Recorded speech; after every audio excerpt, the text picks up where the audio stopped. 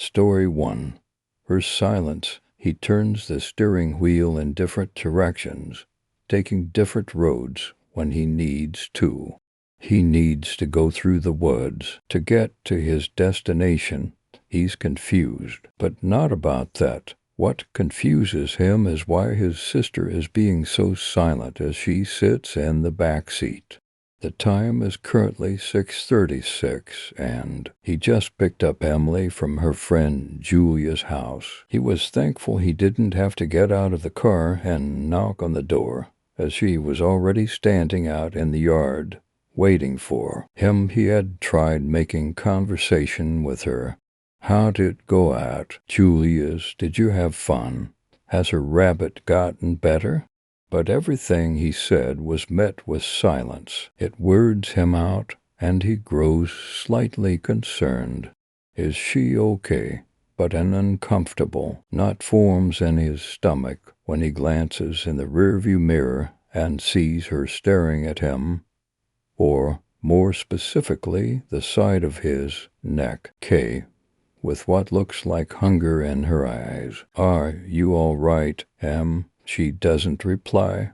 He looks back again when he hears an odd sound come from her mouth and sees her licking her lips. What are you doing? No answer. He lets out a shaky sigh before reaching and turning the radio on to put some music in the car and distract him from the situation. Eventually they pull up in the driveway and he stops the car, and buckling and opening his door, he looks back and she's still sitting there and moving. But her eyes follow him. Come on, Emily, you can't stay out here. What are you doing? Nothing. Seriously, what has gotten into you? You haven't said a word. No sound leaves her mouth as she unbuckles, opens the door, and steps out of the car. He runs his hand through his hair in slight confusion and relief before reaching back in the car and grabbing his phone out from one of the little slots beside the cup holder. He presses the button as he closes the door and heads toward the front door of the house, his sister following behind, 2 missed calls and 12 unread messages from Emily. What, he mutters, confusion lacing his voice. Why was she texting me? He thinks. When was she texting me? The time now reads 7:13. He feels uneasy, like something's not quite right, but he doesn't know what exactly. Pulling out the key and sticking it into the hole in the knob, he opens the door and walks inside. When he looks behind him, Emily isn't there. Emily, he raises an eyebrow as he turns to look for her. Emily, where'd you go? He doesn't see her, and he suddenly sees an Emily-shaped shadow walk into the yard, and he follows. What are you doing? You know you're. But he stops. Nobody's This feeling of dread hits him in the chest. As he looks out into the dark woods beside his house, he sees a figure standing just behind the outline of the trees. It's short, with long hair, just like Emily. This isn't right. Has she lost her mind? Maybe it's him that's losing his mind. Chills run up his spine as he walks closer to her. Emily, what are you doing? She turns and runs out of sight. This doesn't make sense. She's usually terrified of the woods, especially at night. There's no way she'd go in there unless something was wrong. Without thinking, he takes off through the trees. He doesn't know what's going on, but he isn't going to let Emily get herself into danger. He turns the flashlight and his phone on as he pushes past all the weeds in his way and avoids tripping over anything. Emily, he calls, come out right now. His head turns when he hears a twig snap. Come on, Emily. If this is some kind of prank, it's not funny. The tension rises beneath him as complete silence fills his ears. Oh, no.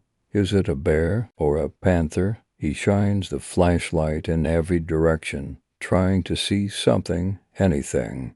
He can feel his breathing quicken, his amlioke snap, another twig. No, no, no, no. He's not going to leave her out here alone. He's going to find her, even if he dies trying. He feels his phone buzz against his and he looks at the screen, another text from Emily, and he lets out a relieved breath. At least she's still alive. He opens his messages and reads over what she said before letting out a confused and fearful gasp. Crack. This time it's the leaves, and it comes from directly behind him. His hand shakes as he slowly turns around and lays eyes on her. A low growl, a scream, silence. His phone buzzes and glows from the ground. 6:34. Dude, what happened to picking me up? 6:36. Mike, answer me. 6:37. What are you doing? 6:41. Idiot. Reply please. 6:43. Mike.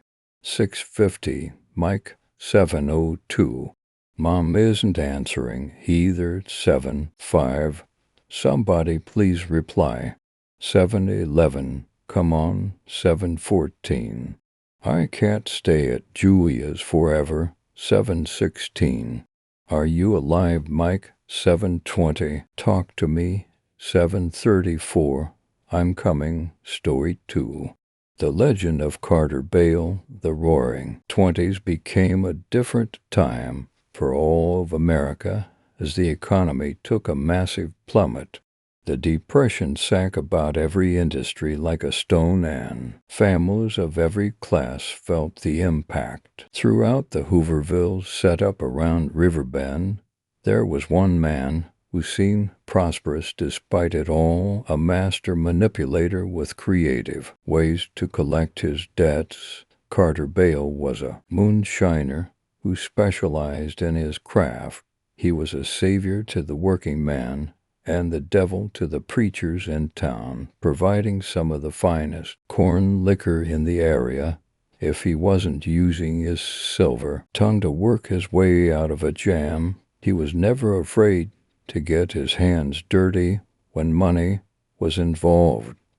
And many drunkards knew not to mess around with Carter unless you could pay. Being the entrepreneur he was, Carter had several stills cleverly camouflaged from the law, and at night you could see the wisps of smoke haunting the night sky as he concocted his brew. One day as Carter was collecting his debts in town, a red-faced woman burst down the dirt road as if fired from a gun, with tears of rage aiming down her face. She screamed for Carter to reveal himself to her as he walked out into the open. She stormed over to him whilst rearing her hand back and slapped him with all her might. My boy'll never see again because of you. He wandered off into the woods last night and came home smelling like an oil lamp. She exclaimed, well, ma'am, it seems to me, Lee, you ought to be watching your young'un a bit closer. It's a shame he won't get to watch nothing ever again 'cause of you. He yelled as he spit at her feet. Carter Bale, you may have the rest if these folks fooled round here, but I know you're nothing but a scheming thief. Your days are numbered, selling gut-trot liquor on this earth, you mark my words. She screamed as she reached for his head and ripped out several pieces of hair. Although bewildered, he didn't think much of her actions aside and thought it to be a woman's scorn. Besides, he had more important matters to attend to. Later that night he went into the woods to tend to his stills. There were 3 spread out strategically. He would only run 2 at a time, and leave one on reserve in case Johnny Law happened to stumble onto on he of his hiding spots. A wise businessman will always have a backup plan. As he stoked the flames for the boiler, he thought about the frantic woman. There was a sense of guilt that began to overcome him as the flames began to rise, and he became absent-minded for a moment. A smoldering ember managed to escape from the flames and landed near his ingredients. He snapped back to reality quickly. A second fire began to consume his consumables. Hurriedly, he looked for anything around him to put out the flames, but it was too late. He knew he would be caught for sure as his entire still became engulfed. But as soon as the fire had its fill, it vanquished. Frightened and in disbelief, Carter fell to his knees. He ran his fingers through his hair and felt where his hair had been ripped out, and it dawned on him. That woman, he exclaimed. He ran off to his second still and saw that everything was still intact. All his ingredients were there, the flames were stoked, and he seemed to be producing as normal. To calm down after his recent trauma, he decided to have a sample of his work. He took a ladle and got a spoonful of shine. As he tipped the ladle into his mouth, however, he saw that there was nothing but black, slimy bile pouring into his mouth. While spitting and screaming in a fit of rage, he paced back and forth, wondering what he was going to do with the taste of bilge water fresh on his tongue. It was already past midnight, and it would take him months to get the materials together to rebuild and clean the wreckage behind him. He had no choice but to try and make a new batch. When he arrived at his last still, he was still spitting bile from the last sight.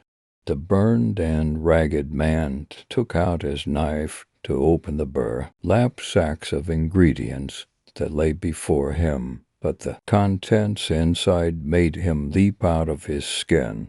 As the blade cut open the first sack, spiders and maggots began to crawl from the hole and work their way up his arm, swatting them away. He hurriedly backed away and bumped into a small figure. "Hi, Carter," said a female voice from under a dark cloak. "It's you," he screamed while waving his knife. "Stay away from me. I'll get you." Nah, there's no need for all that," she said as she waved her hand at him, which flung the knife into the woods under sticks and debris. "You know, Carter, I got to thinking about what you said about my boy not being able to watch anything again.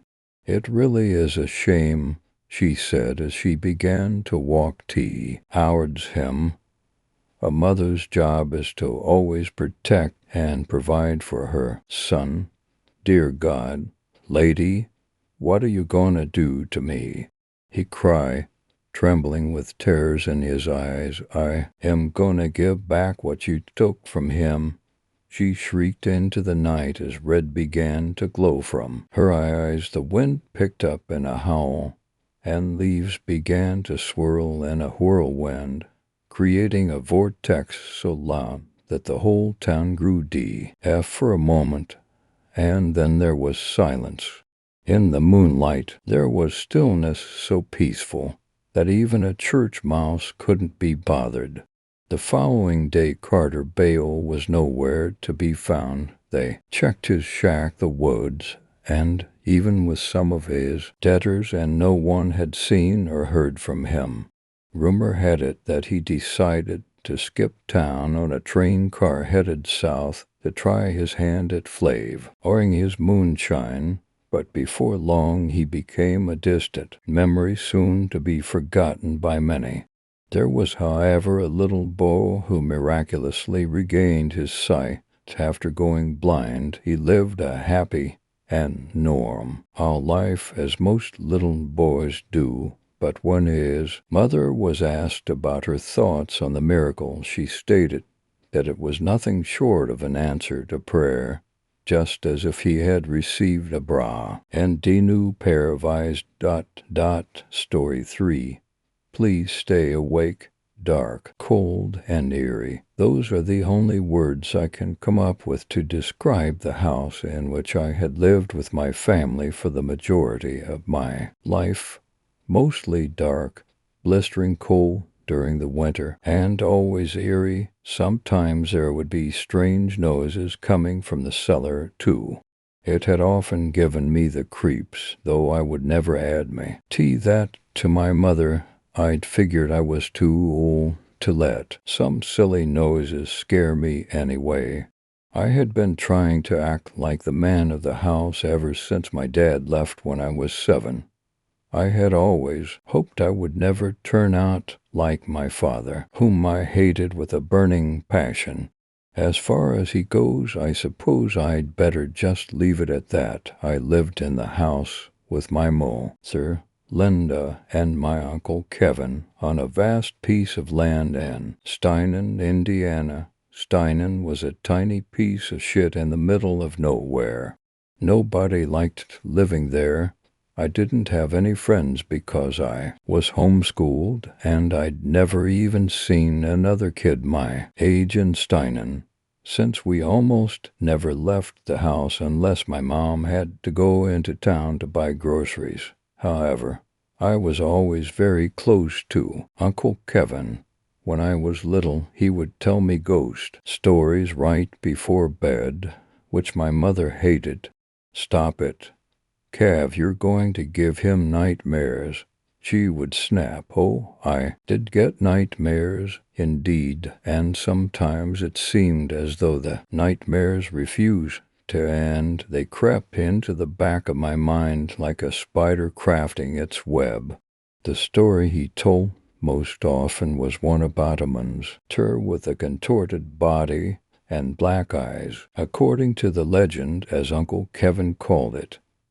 Even though I knew he made it up himself, the monster would come into our room if you were awake past your bedtime and hide in your closet, watching you the whole night. Of course, this was just a silly little tale that Kevin would tell me so I wouldn't stay up late.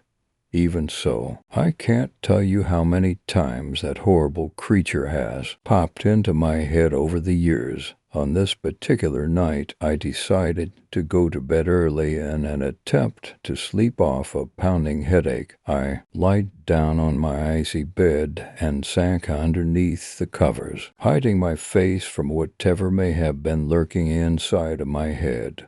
After setting my glasses down on the knit stand beside my bed, I reached over and flicked the light off. The darkness made me feel alive in a very strange way, almost as though I was mesmerized by the nothingness.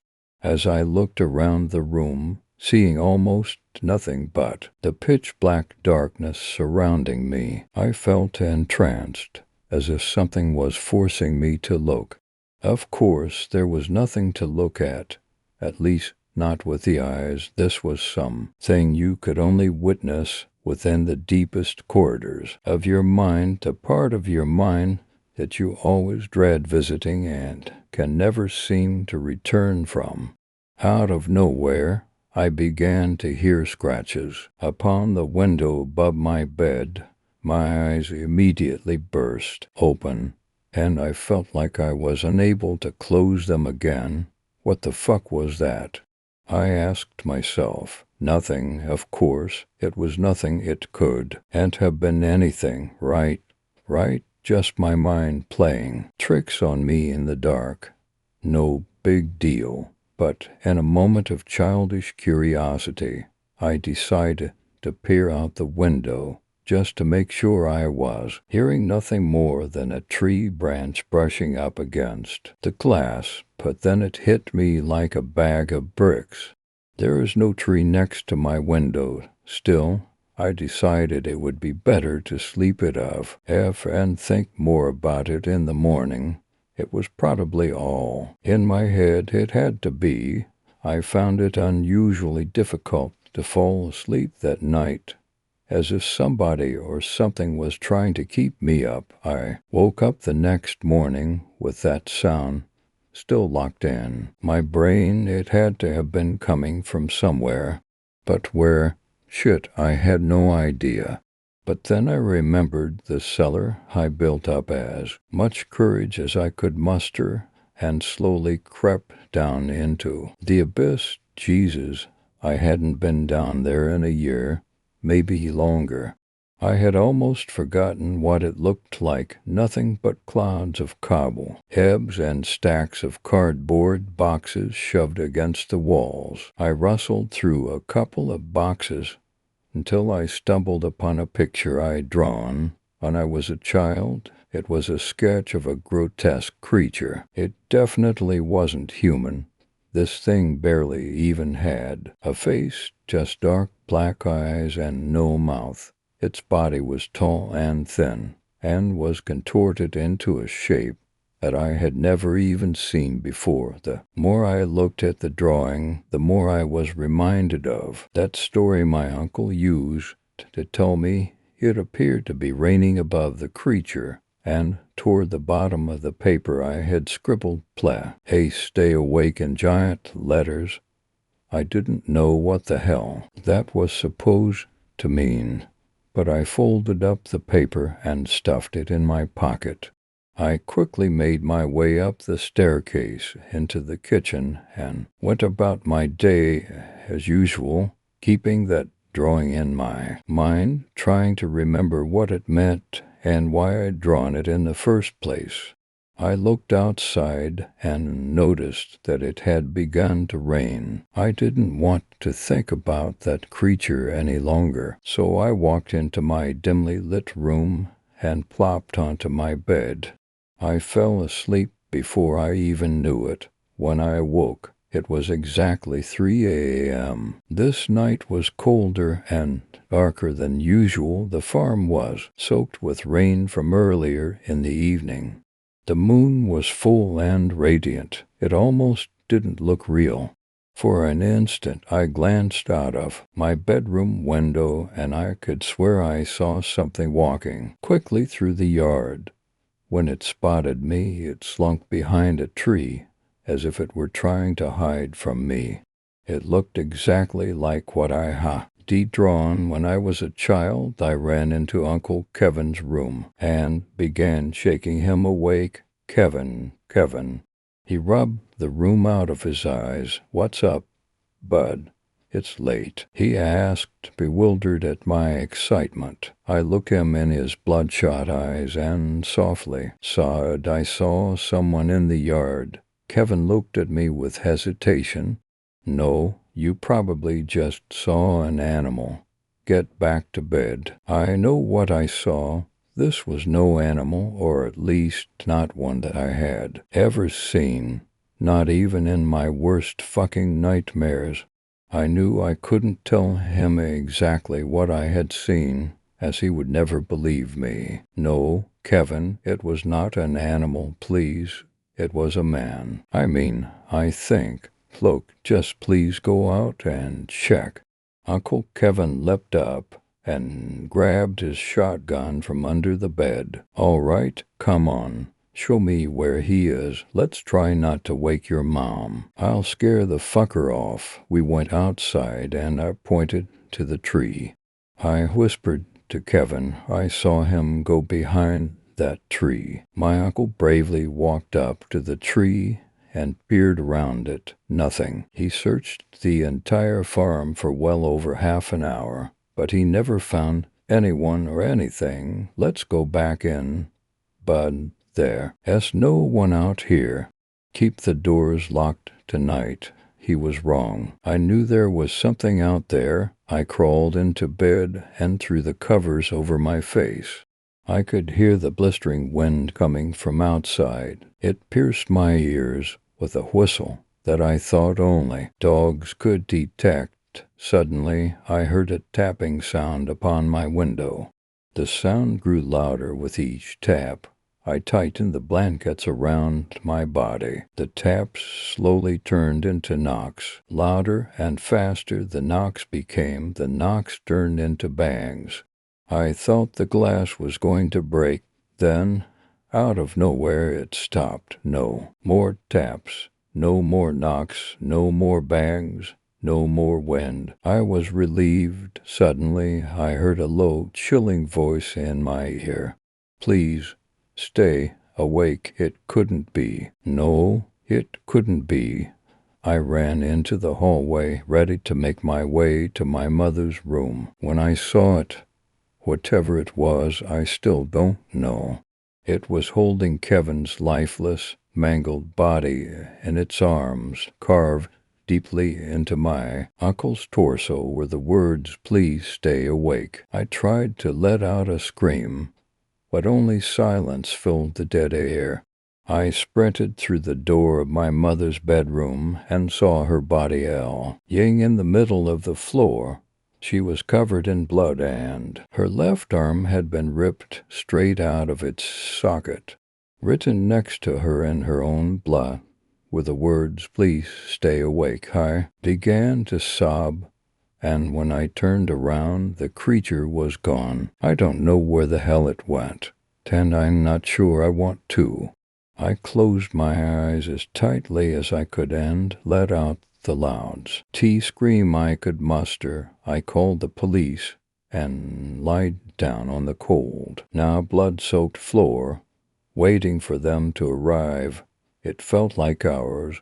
Finally, the police showed up to find me in the fetal position next to my mother's corpse. I told them everything I saw. I showed them my drawing. I told them about the taps, the knocks, the bangs. I told them what I'd seen outside, but of course they wouldn't hear a word of it.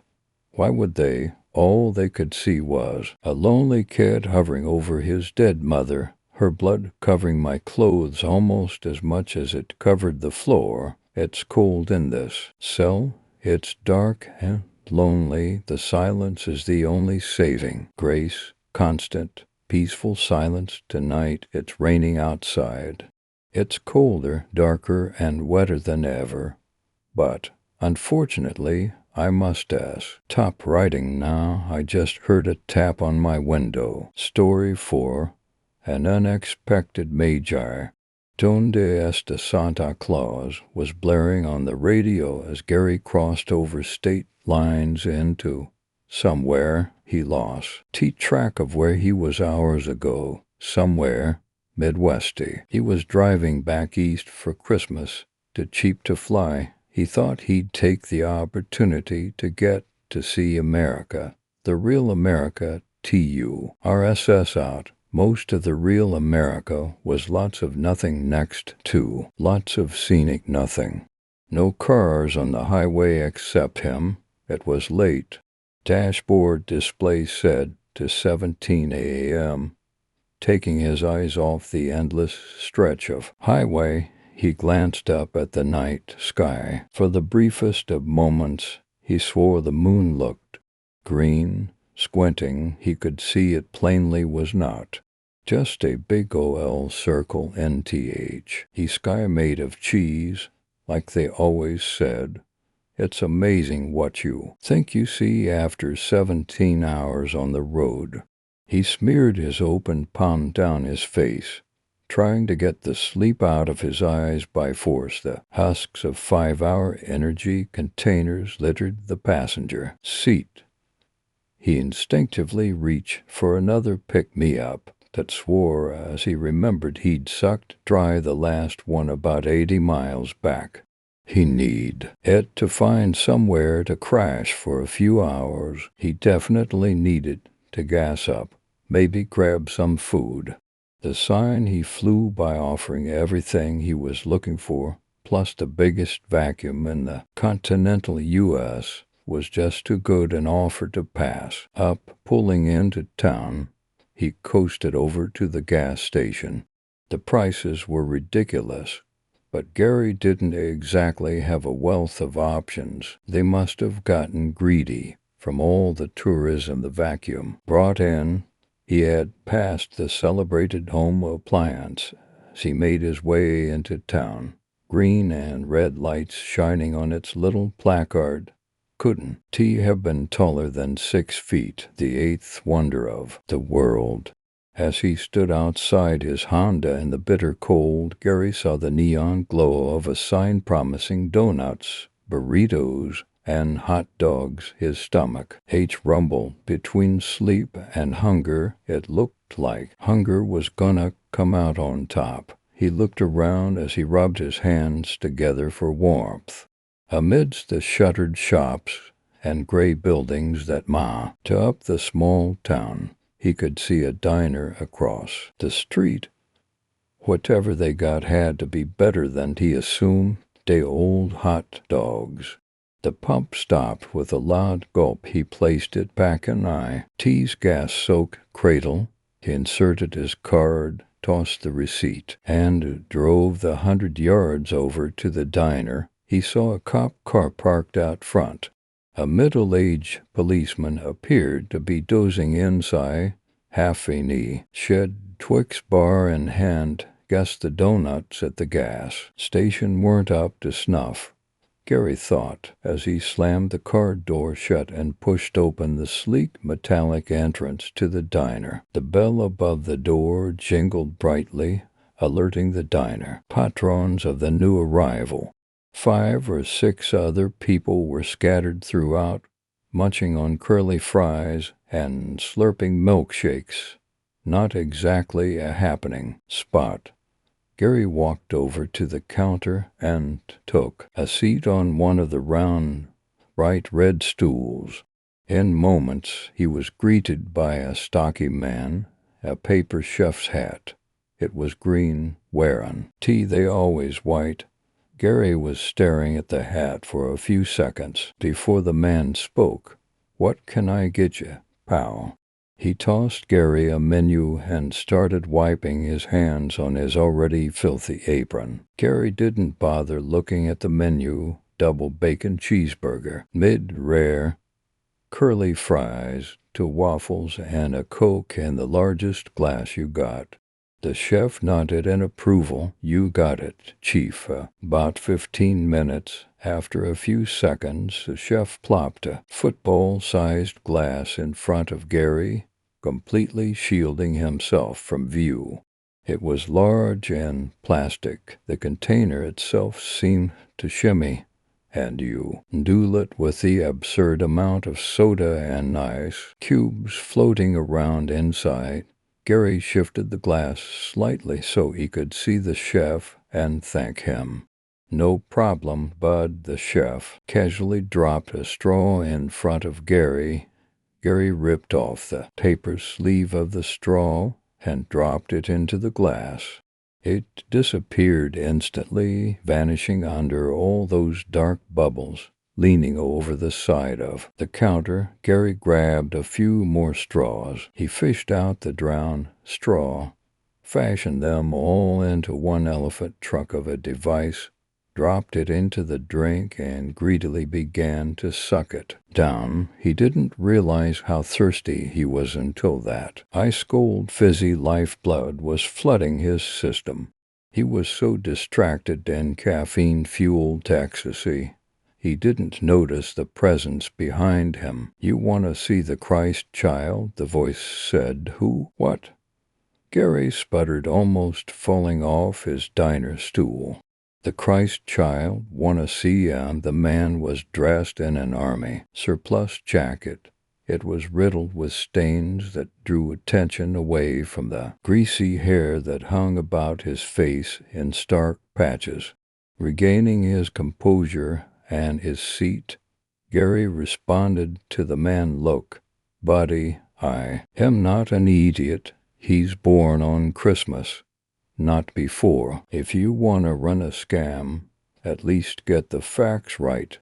If you're looking for a handout, I don't have any cash. I've got Washington fulls coming soon. You want some, they're yours. Just leave me alone." The dirty man stared at Gary, no reaction in his eyes. The other patrons of the diner looked like they were doing their best to ignore the entire scene. The grill chef shared a glance with Gary and rolled his eyes, but the dirty man stood like a statue, staring at Gary and blinking. It was impossible for Gary to ignore the dirty man's presence. Finally, he swiveled his diner stool slightly in the dirty man's direction. "All right, I'll bite. What is it? You trying to unload some Christmas cards before the season's over? Are you got a dog in a box out there with a halo staple to its head? What's the angle?" Through filthy teeth, the dirty man smiled. "No angle. You come out, I show you the Christ child, and if he don't believe 100% that he is what I say he is, I pay for your dinner." Gary considered the prospect of a free and clear dinner. It would cap off his stay in Nohersville and give him a great story for Christmas dinner. Lead on, champ. Gary turned to the cook as he got up off of his stool. "I'll take a check when I get back. This gentleman has generously agreed to take ca." "Not yet," the dirty man cut in with his unblinking stare. "Okay, dokie, then. Let's go." The dirty man led him out the doors of the diner into the crisp, gray winter night. They walked 2 blocks down the street, passing the empty and shuttered shop windows. "It's right down here." The dirty man pointed in the direction of an alleyway. Gary stopped and peered down the filthy, empty passage, shadows dancing in the trash and discarded pizza boxes. He had a few inches and at least 50 pounds on this guy if he tried to pull anything. He could have a gun or a knife, but he didn't. He think so. Didn't look like the twitchy type. But he didn't want to be stupid. "Go right ahead, bud.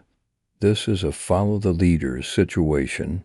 The dirty man's smile never left his face. "Sure, man."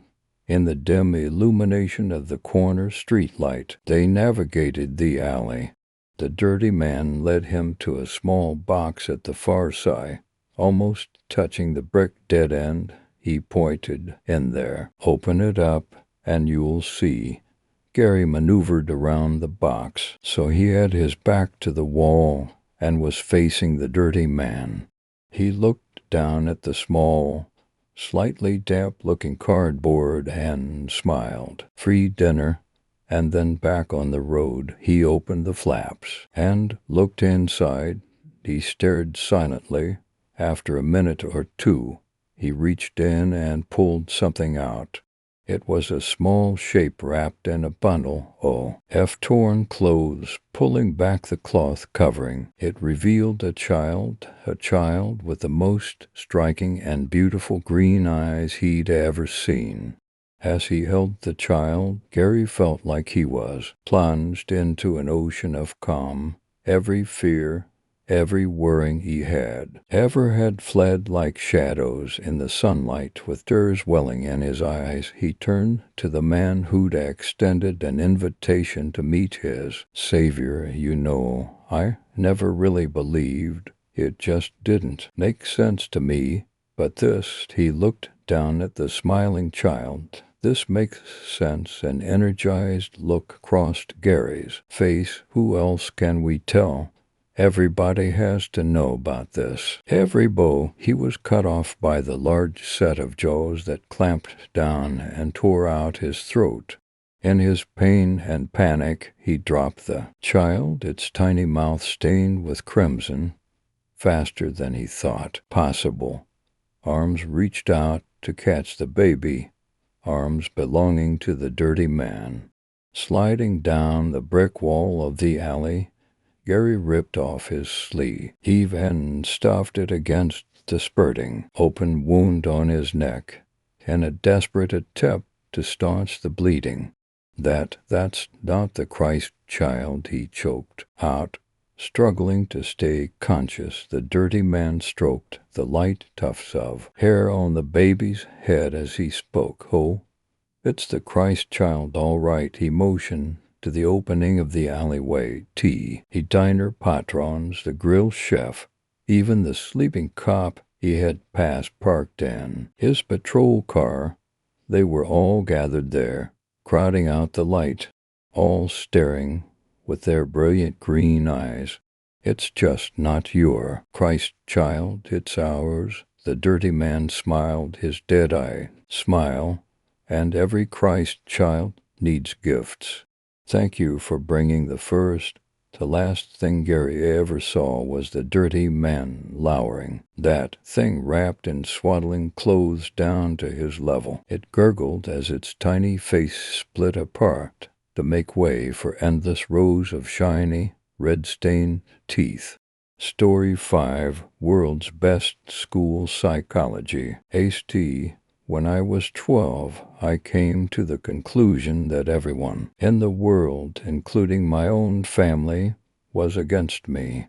I was never a problem child, but my parents sure treated me like one. For example, I used to need to be home by 5 p.m. every day. This clearly restricted my amount of playtime outdoors.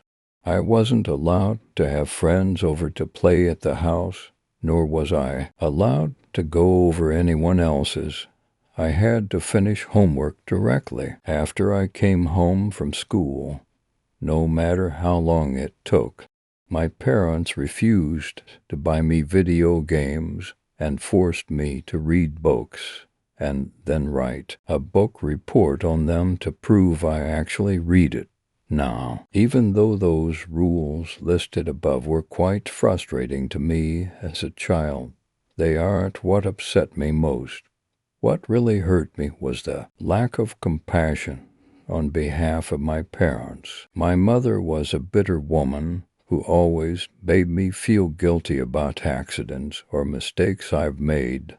My father only knew one emotion, frustratio, and the only time he spoke to me was when he screamed at me for receiving poor test scores or beat me for misbehaving. But enough about them. Let's talk about my school's psychologist. For his own privacy, we will call him Dr. Tanner. Like most junior high schools, the psychologist is always available on campus during school hours to assist any students in need of counseling, whether it is emotional, academic, social, behavioral, etc. To be honest, I have never seen any students talking with Dr. Tanner. Every day I would walk past his office on my way to the cafeteria and peek through his door's little window he would always be alone in, there working on some paperwork. I guessed that most kids were too afraid to speak about their problems to an adult who was practically as strong. For this reason, it took me 3 weeks to muster enough courage to go into his office. March 2nd, 1993 was the day I decided to voice my troubles to Dr. Tanner. During lunch break, I stood in front of his office door and knocked. Through the window, I could see him raise his head, smile, and motion for me to come in. I did. He greeted me by introducing himself and asking for my name. Dr. Tanner was a very soft-spoken man who seemed to radiate kindness. In less than 30 minutes, I rambled to Dr. Tanner about how mean my parents were to me and how they didn't care about me at all. After a while, my voice began to quiver and I stopped speaking. The psychologist listened patiently to my whole spiel, arms folded and head nodding. I half expected him to begin talking about how everything I had just said was untrue and that my parents loved me dearly and blah, blah, blah. But he didn't. Dr. Tanner leaned towards me with a grin on his face and said, "You know, I'm the best school psychologist in the world. I promise we will fix this." I rolled my eyes. "Okay, but how?" I asked. "I have my ways. he replied. I'm a man of my word. I promise that within just 1 month, the relationship between you and your parents will change for the better forever. After a brief pause, he continued, although I do need you to make me a promise. You have to promise me that you'll come back to my office after school tomorrow and that you won't tell anyone that we had this conversation today.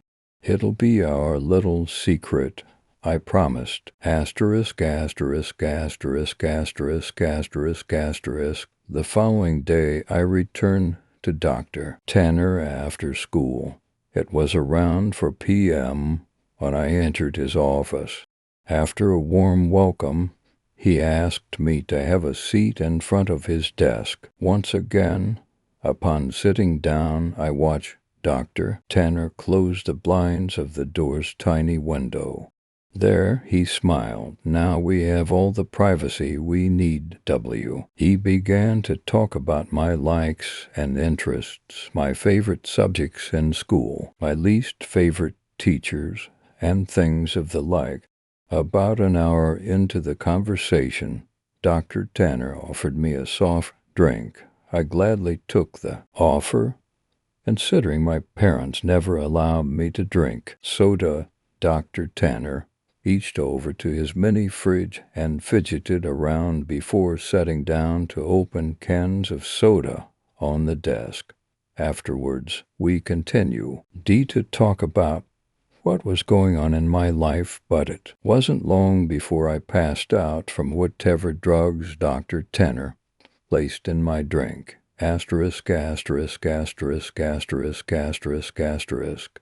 It took me a minute or so to adjust my blurred vision upon waking, and when it did, I had no idea what to think. I was handcuffed to a bed and my mouth was sealed with duct tape. I immediately began to panic, squirming and tugging at the cuffs, but gave up soon after. My eyes widened in disbelief after looking around the room. There were posters of superheroes pinned up along the walls and photographs of famous athletes on shelves. In the middle of the room was an old television and Super Nintendo, various game cartridges stacked alongside it. I didn't know what to think. Here I am in a room filled with items most kids would die to play with. I would have probably cried from joy hadn't I been handcuffed to a bed frame.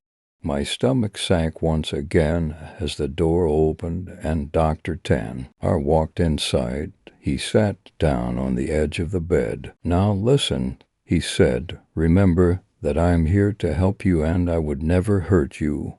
Okay. Dr. Tanner gently removed the tape from my mouth and then the cuff from my hands. My first instinct was to begin crying, but something about Dr. Tanner made me feel safe. He smiled at me. You're going to be staying here for a while, he continued, and during this time you're allowed to play with any toys in this room while I'm here at home. But when I leave the house, I'll need to cuff one of your hands back, to the bed. You can still watch the television, but I want you to only watch the news channels when I'm away. I sat in silence, still trying to process the information he had given me, so Dr. Tanner yipped, slapping me on the knee. You go ahead and knock yourself out. I'll be back when it's time for dinner. He got up from the bed, walked across the room, and clicked the TV's power button before locking the door behind him.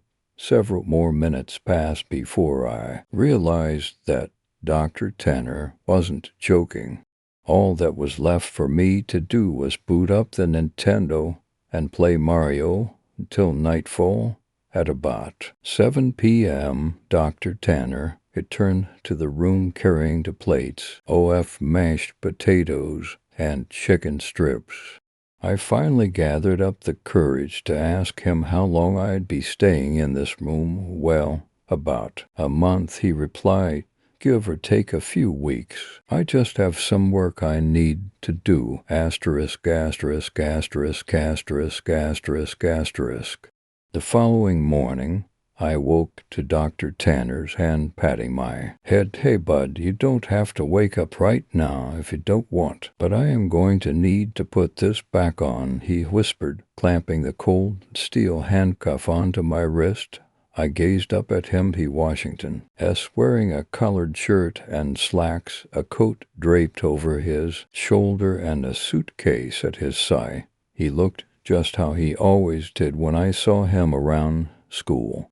Before leaving, he placed the TV's remote next to me and told me to turn it on and watch the news. The first thing I saw upon turning it on was a breaking news segment. An important-looking police officer stood at a podium surrounded by people with microphones. I happened to begin viewing halfway through his speech. A statewide Amber Alert has been issued as of this morning.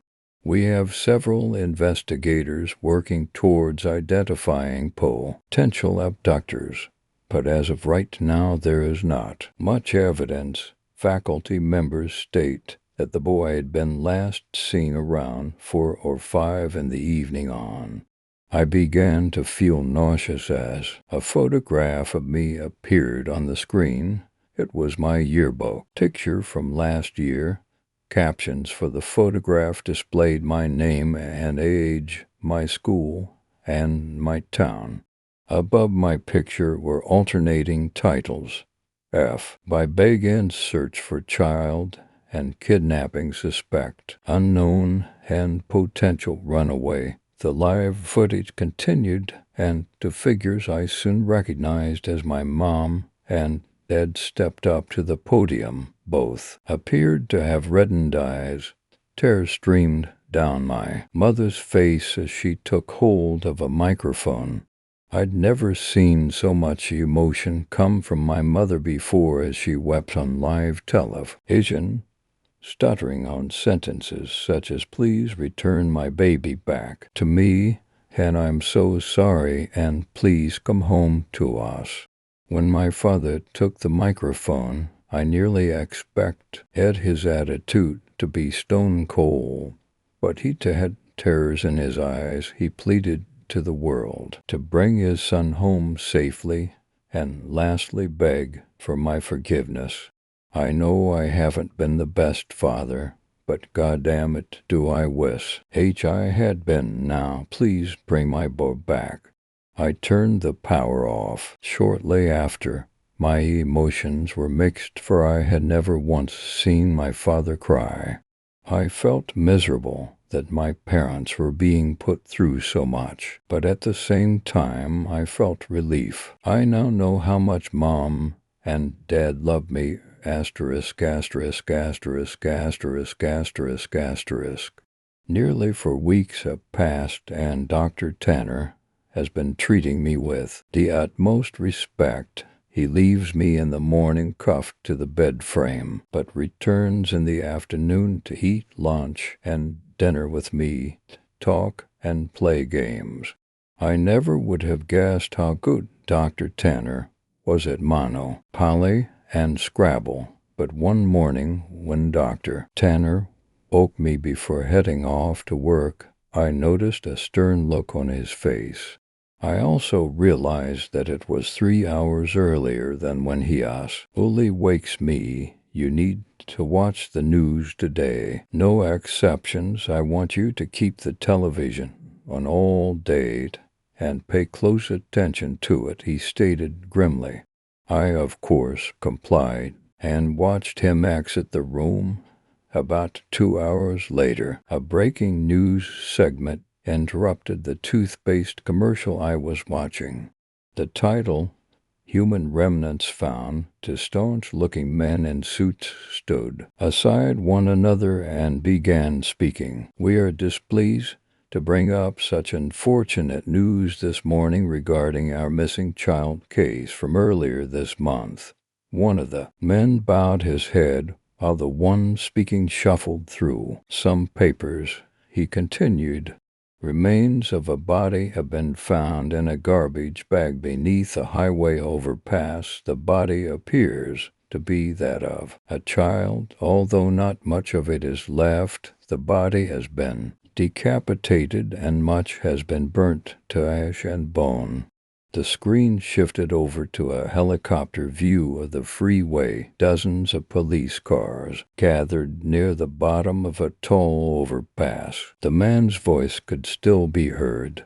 Within the bag, police found a junior high school identification card labeled as such. The screen showed the school ID card I always kept in my backpack. The plastic was sort of melted away, but my photograph and name were intact. After the two men dismissed themselves, the camera panned over to my parents. They were sitting among reporters. My mother's face held a painful grimace, and my father sulked his head down at his knees. I shut the television off. Asterisk, asterisk, asterisk, asterisk, asterisk, asterisk. Dr. Tanner returned home very late. He hurried into the room, unlocked my cuffs, and placed a bottle of fizzing water into my hand. He placed his hands onto my shoulders and smiled. "I made you a promise, didn't I?" I nodded, tears squeezing their way out my eyes. "You need to make me a promise again," he whispered. He told me that I needed to drink all the water in the bottle. It would help me sleep, and that from here on, I am never to tell anyone that I ever met him. I promised. "I told you I'm the best school psychologist in the world, didn't I?" Asterisk, asterisk, asterisk, asterisk, asterisk, asterisk. And he was right. I awoke later that night to find myself lying in the middle of a park, stars shining brilliantly across the night sky. I recognized the park. It wasn't too far from my school. A mile or so down the road I saw my house. The lights were off inside, but I could make out my father sitting on the step leading to the front door. I hesitantly called out to him. He lifted his head slowly, but when he saw it was me, he sprang to his feet, ran towards me, arms open, yelling my name. My mother erupted from the house behind him. Dr. Tanner was right. Things have changed with my family, and the first my parents smile more often and treat me lovingly. I could not ask for a more perfect ending. Every now and then I see Dr. Tanner on campus, walking to and from his office, rarely D. Oh, we ever make eye contact, let alone speak to one another, but sometimes he'll shoot me a wink and a smile.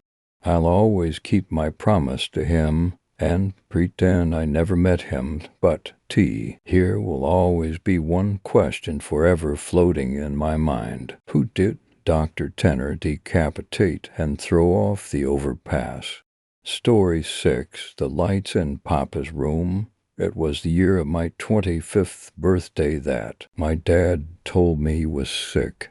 It was hard to hide.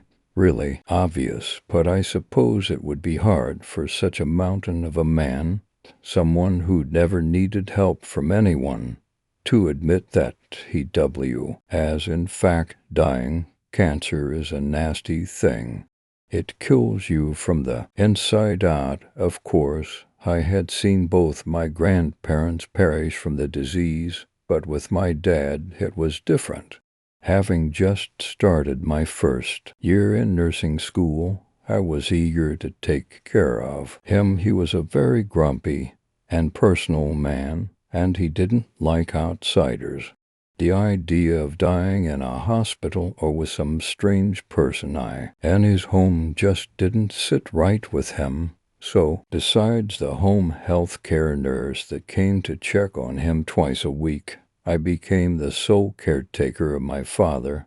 I put school on hold and at my hours down at the restaurant where I was waitressing, my dad became my sole priority. He perished quite quickly. His cancer was already at stage 4 when he finally came clean about it. He was very clear on what he wanted after he was no longer with me, a cremation, quick and easy. Plus, he knew that I was a young, struggling student and really couldn't afford much else. Who would come to my funeral anyway? He joked. I gave him what he wanted. A year or so later, I was officially a certified RN. Perhaps out of guilt, I hadn't sold the house that belonged to my father, or maybe I just couldn't bring myself to let it go. Either way, I wish I had shown it more love than I did. A few months down the line, I met a nice man, let's call him Johnny, who I shrug off a few times considering I hadn't dated since I was about 21. But he was persistent enough, and the best man I'd ever met besides my father, and I fell for him on our very first date. Before long we were married, and soon thereafter pregnant with our first child, a little boy to be named after my father, Stephen Stark, the middle name Stark because Iron Man was my dad's favorite comic. Shortly after we were married, my husband realized that neither of our small apartments would be fitting to raise a child in, and he inquired, "Didn't you say your dad left you a house?" My stomach dropped. Indeed, I had mentioned it, but I hadn't been to that house since my dad's passing. I'd kept up with property taxes because, as I said, I just couldn't seem to let it go. But living there, it felt like a horrible idea. Still, he was insistent we go check it out, and I obliged. We needed a house, after all. My hands shook as I turned the key in the lock, took a deep breath, and slowly pushed the door open. Aside from the dust and lack of furniture, photos, and everything that made the house a home, it was exactly as I remembered. I entered cautiously, Johnny behind me, kissing my cheek and telling me it was okay. Out of the corner of my eye, I noticed a shimmer of blue and silver, a balloon I had gotten my dad for his last Father's Day. I deflated and taped to the door of the room. He took his last breath in. I hadn't taken it down. My God, it's beautiful. Look at these floors, my husband beamed. This is real wood, Ray. I smiled. And look at this marble. He continued through the house excitedly, and I stood in place, reveling in the splendor of the home I'd spent my entire life in. It was bittersweet, as if the house can. I was back. I chuckled at the sight of the marks on the wall beside the living room area, where my father had documented my height every time I grew an inch. Everything seemed exactly the same. The only thing missing was my dad. Flick, I turned my head quickly in the direction of what used to be my father's room. Flick, flick, there was no way. The door was closed, but the lights were flickering. No, not just the lights. The light switch itself was being flipped, moving, but there was no way. I approached the door slowly. I reached for the handle and paused. "Will calm down, Ray," I whispered aloud. Then it happened again. Flick, flick, more aggressively this time. Without even thinking, I pushed the door open. "Daddy," nothing. No lights, no flickering, nothing, only dust and a few of my great-grandmother's antiques that I neglected to get rid of. I don't know what I was expecting. I heard Johnny's voice approaching from behind. "Ray, this house is amazing. I can't believe you kept it a secret. It needs a little work, but I can do all of it by myself. We won't spend a penny, I promise," he said, wrapping his arms around my belly. "Eye me, and that's if you want." He looked into my hesitant eyes, then over my head. This was your dad's room," I nodded. He gave me a smile, that absolutely Prince Charming smile that spread to his bright blue eyes, that smile that won me over the first time we went out. "I think it'd make a perfect nursery. What do you say? Asterisk, asterisk, asterisk, asterisk, asterisk, asterisk." The months flew by quickly, and soon he welcomed home my sweet bundle of joy. A healthy baby boy quickly came to call Stark. I was smitten. He was the spitting image of my father. Tan skin, dark, silky hair, all except his eyes, which were bright blue like my husband's. Johnny had kept his promise and done an amazing job fixing up the small parts of the house that needed it. Parenthood was simply blissful for us. Our baby was happy, and for a long while it felt like home. That is, until that one night. Stark and I were preparing for bed. He fell asleep in my arms as usual, and I went to put him into his crib. That's when it happened. The lights in his room began flickering violently and wouldn't stop. It was enough to trigger an epileptic seizure. I cut the overhead lights and approached the lamp on the nightstand. That flickered also. What the hell? My sweet boy stayed sound asleep.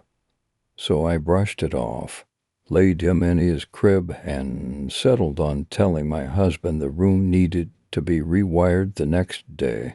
But it didn't. Help over the next 6 months. We rewired the room completely 3 times. In fact, nothing seemed to work.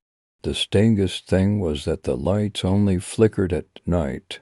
Every night. That's Wattower. And I started feeling a decidedly sinister presence. Stark and I were often alone at night, seeing as how Johnny didn't get off work until, after 8 p.m. Everywhere, all over the house, the lights started flickering, even if I hadn't turned them on, or so much as touched the switches. It became uncontrollable. I started letting my baby boy sleep with me, with the door to our bedroom shut. I didn't sleep until I heard the soft closing of the door, indicating that my husband was home, and felt his warm kiss on my cheek. Only then, in a house I thought I knew so well, did I feel safe. Johnny tried to keep me together as best as he could, but he could see that I was falling apart. I wasn't sleeping, nor eating. The house where I'd been so happy as a child was now a living nightmare for me at night.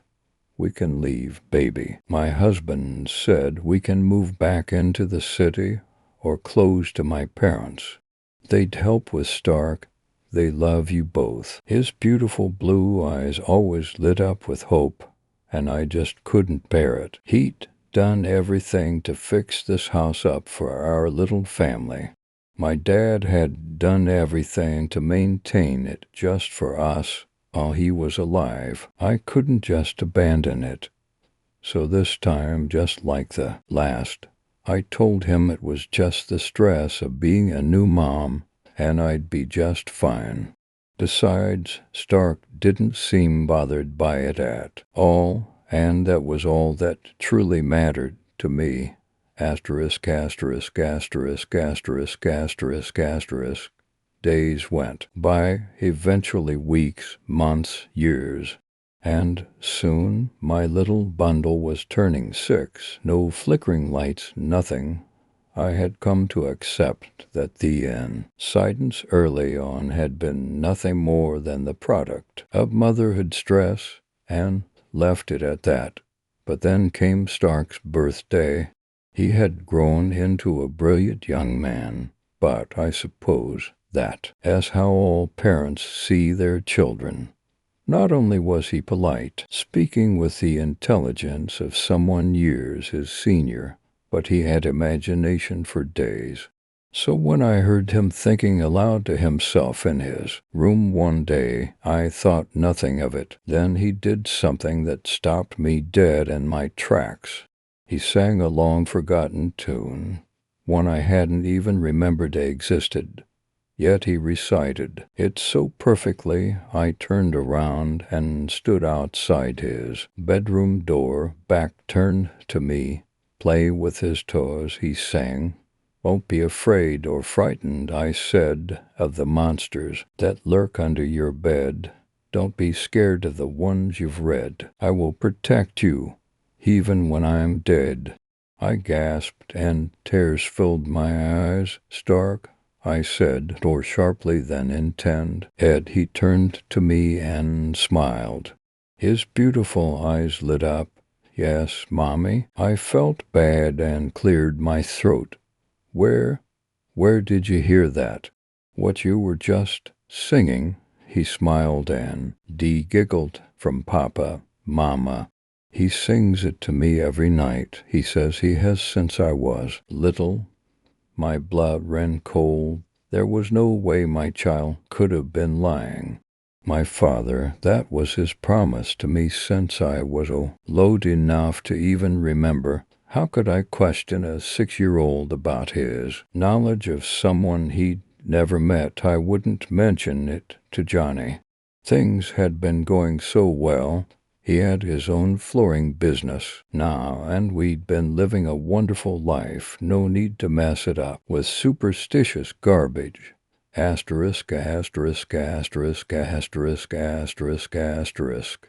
Stark's birthday went great, of course. It was the same theme it had been in previous years, the Avengers, but each year a different Avenger was chosen. This year just happened to be the one we'd waited for, Iron Man. It was all going so well until we got ready to sing the birthday song. Stark got sad. It's like he just became depressed and unresponsive. We continued anyway, and midway through, his eyes darted toward the very front of our living room. With no hesitation at all, his face grew wide with a smile as he screamed, Papa, Papa, you came. He leapt out of his chair, and Johnny gave me a confused glance. We were both so confused, in fact, that neither of us noticed that Stark was running straight out of the door. Stark, baby, stop. I dashed out after him. Johnny and the rest of the party guests closed behind, kids in tow. Baby, stop. I snatched my child back by his shirt and pulled him close, embracing him tightly. Stark, what the hell were you thinking? You don't do that. You know better. His little eyes well, Dee with tears. I'm sorry, Mama. I just wanted to be with Papa. The lights in my room, sometimes they flicker at night, and I can't sleep. Papa told me the only way they'd stop was if I went with him. I love Papa, Mama. We didn't move. We didn't leave our home. I don't know why, but I refused. I told it to leave and never come back. And I wish it had been that easy. Whatever it is, it's insistent. And it's still around months later. It never left, but it never brought us any harm. It'd slam doors, make things fall. But no harm had ever come to Stark, Johnny, or myself, and I realize now that it just might be my father, after all, and to this day, the lights still flicker in Papa's room. Story 7. Ghost Train. The house I grew up in was right next to a set of busy railroad tracks. From my bedroom window, I could watch the trains roll by. There were 3 types of trains that used those tracks and still do to this day. There were the long, lumbering freight trains, pulling boxcars, flatbeds, and tankers, which I would try and count as they clattered by. Then there were the fast-moving commuter trains of the Metropolitan Area Transit Authority, AKAM, or the AM, as some people call it, and Amtrak passenger trains that would breeze by, heading to and from the central station in the heart of the city. Nah, when most people see trains, they just see big machines rolling down ribbons of steel. But me, I saw trains as symbols of freedom and a way out of the hood. Whenever I saw a train, I would imagine all the places was going to and coming from. Naturally, my favorite toes as a tyke were my Thomas the Tank Engine toes. I had all the characters: Thomas, Percy, Gordon, James, Toby, Daisy. All of them. When I was 10, my grandparents bought me a Lionel train set for my birthday. To me, it was the best present ever. It consisted of a steam engine, and for passenger cars, there was even a small bottle of dropsio who'd put in the smokestack that allowed the engine to make smoke.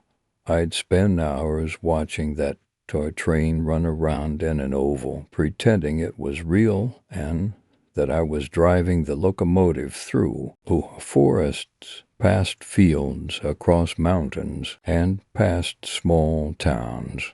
I eventually developed other interests, namely girls, but I still never lost my interest in trains. When I older, I applied for a job as an engineer trainee on MATA and got it. For me, it was a dream come true. After I took the required classroom courses and exams, I soon found myself riding in the car B of the sleek diesel engines that pull the commuter trains. Now, the way the trainee program was set up was that they'd have you ride on the different lines of the system for a few months with a regular engineer. I'd be on one line for a few weeks, and then I'd be assigned to another line in order to be familiar with the different routes.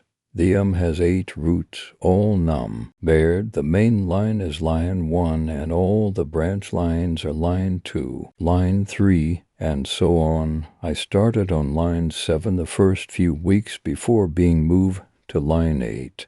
Now, line 8, or the Cloverton line, as it is sometimes called, is one of the longest branch lines on the system, second only to line 2, the Millersport line. The first time I rode on line 8, I was with a veteran engineer named Hank. Now, Hank had been with the company from the beginning, when the old railroads decided they wanted out of the money-losing commuter services and handed all their locomotives and rolling stock to MATA. We had the night owl service, which starts at 7 p.m. and ends at 5 in the morning. We picked up our first passengers at Central Station and were soon on our way to Cloverton. As we were going down the track, Hank turned to me and said, "There is something you should know if you're going to be working for this railroad, especially if they decide to put you here on line 8 once they make you an official engineer." I looked at him and said, "And what's that?" Hank paused to blow the horn for a crossing and then said, "This line is haunted." I replied, "Haunted? How's the line haunted?" Hank looked at me and said, "It supposedly started with a curse back in the late 1800s. When one of the old railroad companies was building the line, the company built the line across the edge of an old farm that belonged to a man named Ezra Gray without his permission. Ezra demanded that the railroad remove the tracks from his property and relay them somewhere else. But the railroad refused, due to it costing too much time and money to do so. Mr. Gray did try to sue the railroad, but was unsuccessful. You see, railroads were quite powerful back in those days, and the railroad had a lot of politicians and judges in their pocket to add insult to injury.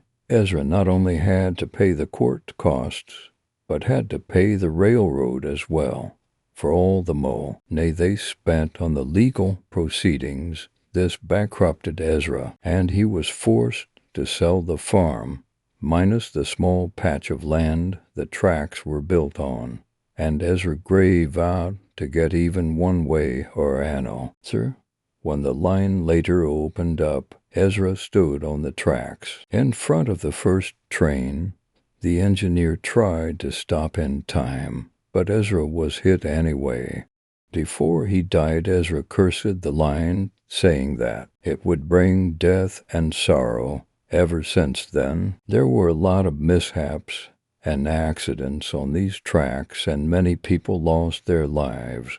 It is believed that some of those who died haunt various U.S. spots, and that a few of the trains that crashed over the years come back as ghost trains, still rolling along these very rails. Whereon now I looked at Hank as he blew the horn, and for another crossing. "Have you seen any ghosts on this line?" I asked. "Plenty," he said. "I've seen everything from headless trainmen to phantom lights and ghost trains." I didn't believe him at first, but didn't say anything. We eventually came to a curve in the track, and when we came out of it, I saw something that made my blood freeze. Coming at us was the headlight of another train. "Hank, for God's sake, man, put the brakes on," I shouted. "Don't you see the other train coming our way?" Hank responded, "Yeah, I see it. Don't worry, we'll be fine." I looked at Hank and screamed, "Are you crazy? We're about to die." Hank just pointed straight ahead and said, "No, we're not. Get a good look at that train." I did. And so that not only did the oncoming engine have the shape of one of the older type diesels like you see in photos, movies, and TV shows from the 50s and 60s, but it seemed to be a transparent shadow with a headlight and lighted cab window.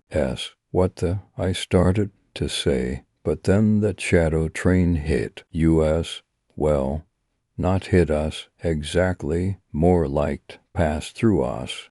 Our whole cab was surrounded by shadows, and streaks of light as what looked to be a passenger train passed through, and I swear I saw the pale, wispy figures of people sitting in the seats. Soon it was gone, and the cab of our engine returned to normal. "What the hell was that?" I exclaimed. Hank turned to me and said, "That was one of the ghost trains I was talking about." "Well, what's the story with that ghost train?" I asked. Hank sighed and said, "Well, it all happened shortly after MATA was established and took over the commuter rail lines. An evening inbound train had just crested the long grade we're on right now when it lost control and ran away all downhill before crashing and piling up on the curve at the bottom. Everyone on board was killed, and the cause of the wreck was blamed on the aging equipment MATA was using back then. Heck, with only a few exceptions, most of the engines MATA got from the old railroads were 25 to 30 years old, and about 30% of the coaches used were even older. Not long afterward, the ghost of that train started making appearances along this stretch of track, becoming one of several ghost trains that haunt these rails.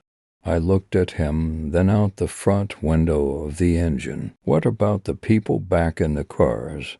Do you think they just saw what we saw?" I asked. Hank just shrugged and said, "Probably, but I'm sure most of them are used to it, so I wouldn't worry too much Our conductor is probably taking care of things right now. We continued on to Cloverton and arrived on time.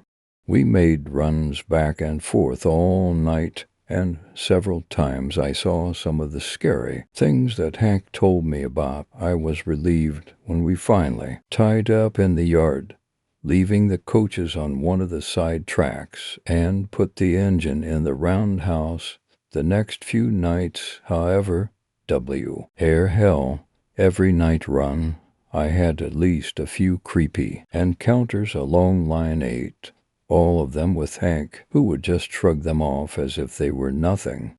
But I guess that after nearly 40 RS, none of the ghosts bothered him anymore. After a few days, I was put on the day runs, which was a relief to me, and I didn't have to worry about seeing ghost trains or headless trainmen again. I eventually became a regular engineer and was put on the main line run.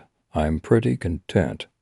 But if the big wigs for the ever decide to put me on the Line 8 night owl service, I'll quit.